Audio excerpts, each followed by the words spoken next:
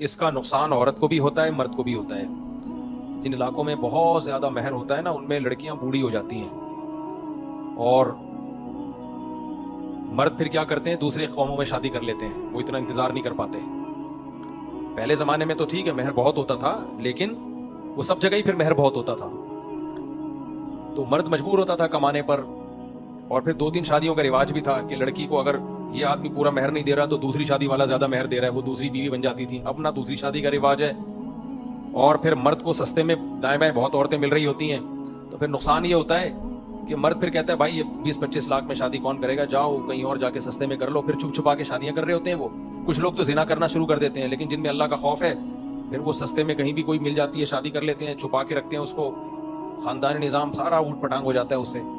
तो इसलिए लड़की, जैसे निकाह मर्द की जरूरत है, लड़की की भी तो जरूरत है ना।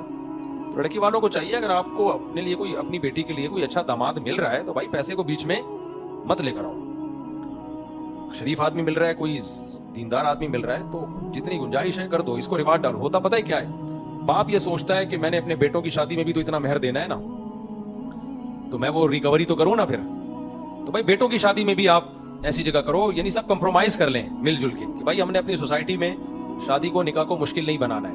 वरना होता ये है, मैंने जब बात चलाई ना इसकी महर कम हो, कहते हैं भाई हम अपने बेटे का तो 25 लाख रुपए महर दे रहे हैं, तो फिर हम अपनी बेटी का महर 25 लाख क्यों ना लें, उधर हमारा डबल खर्चा हो रहा है। तो भाई कुर्बानी दे दो यार थोड़ी सी। आहिस्ता आहिस्ता सोसाइटी में कुछ लोगों को पहले कुर्बानी देनी पड़ती है, फिर सोसाइटी में कोई चीज राइज होती है।